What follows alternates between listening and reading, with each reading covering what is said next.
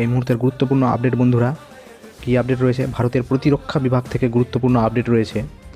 এটি হচ্ছে যে ভারত 114টি রাফেল বিমান কিনতে চলেছে, যার ক্রয় মূল্য হচ্ছে 3.25 লক্ষ কোটি টাকা। ভারত 114টি রাফাল জেট কিনতে চলেছে।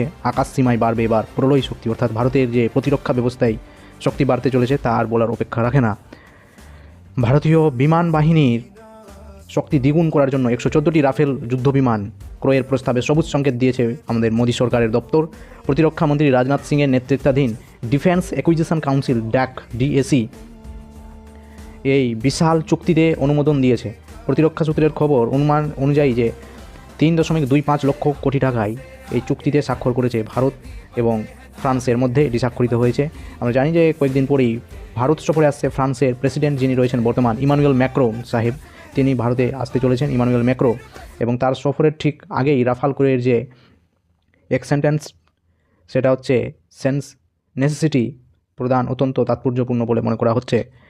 প্রতিরক্ষা সচিবের নেতৃত্বাধীন বোর্ড এই প্রস্তাবটির ছাড়পত্র দিয়েছে। মেক ইন ইন্ডিয়ায় জোর দেওয়া হচ্ছে এর মাধ্যমে।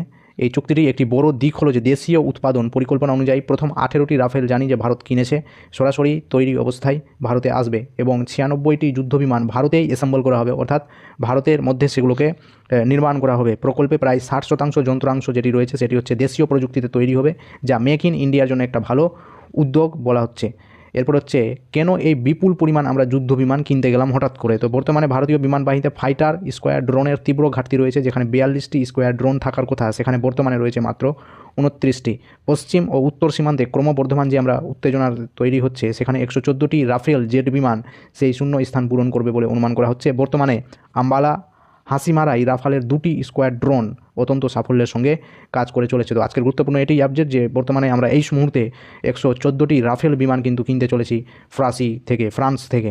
তো ভিডিওটি অবশ্যই আপনাদের ভালো লেগেছে। গুরুত্বপূর্ণ আপডেট এইরকম ছোটো ভিডিওর মাধ্যমে আপনারা আপডেট পেতে চাইলে অবশ্যই চ্যানেলটিকে সাবস্ক্রাইব করে রাখতে হবে এবং বেল আইকন প্রেস করে রাখতে হবে। ধন্যবাদ সকলকে।